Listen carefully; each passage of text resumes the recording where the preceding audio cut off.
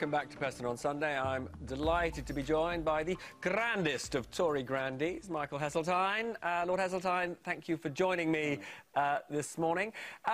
Nicky Morgan, former Cabinet Minister, a Tory colleague of yours, has just said to me that she thinks it is inconceivable that Theresa May could lead the Tory party into the next election.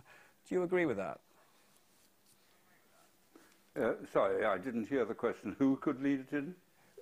The current Prime Minister, Theresa May. It's inconceivable, she says, that she could lead your party into the next election.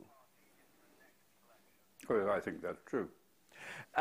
Which means that she should stand down when, in your opinion?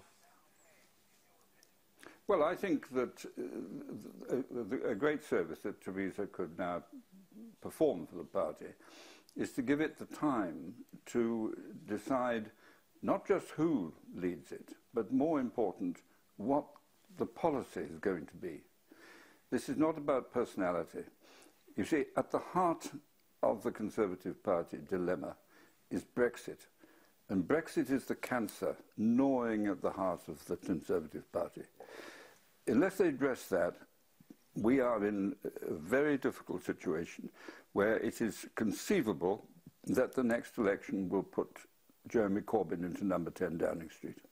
How long do you think that process of establishing a new policy position and finding a new leader needs? Look, I'm not so preoccupied with the urgency of that as getting it right. I don't think there's going to be another general election in the immediate future for the very obvious reasons that the public don't want it, the Conservative Party patently aren't going to go for it, and the opposition parties can afford to wait.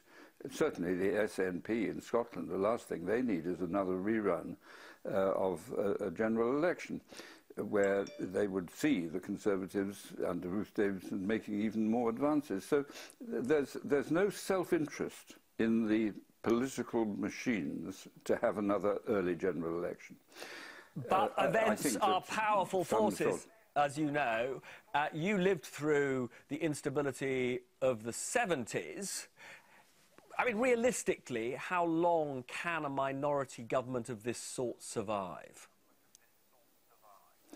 I would have thought 2 years, and that's chilling, because what does it mean? We know that the economy is not doing well. There's no reason to suppose it's going to improve, and above all else, Brexit is overhanging it, with all the uncertainty that that creates. And what's going to happen? We're going to have a totally artificial negotiation, because who can say what party will be in power in a couple of years' time? Who can say who will lead it? Who can say what the policies will be?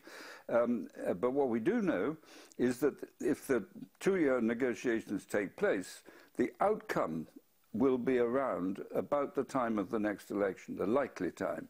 And by that time, all the sort of airy phraseology about better deals and world markets and new opportunities and Britain great, all this sort of stuff will be exposed for what it was, rhetoric, empty rhetoric. We're not going to get a good European deal. You've been very explicit. You've been very explicit that you want the UK to remain in the EU. Do you think this election result has been good for your ambition? Yes.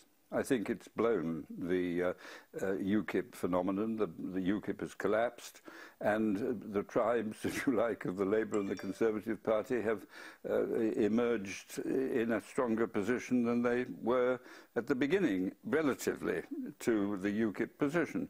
I don't see UKIP recovering because I see the economic circumstances being exposed as a problem of Brexit and not part of a solution.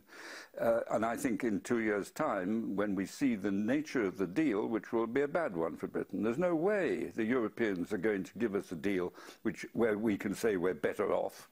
Because it would simply be an advertisement to other countries to say, well, look, if the Brits can do it, so can we. So they're not going to do that. Everyone knows that.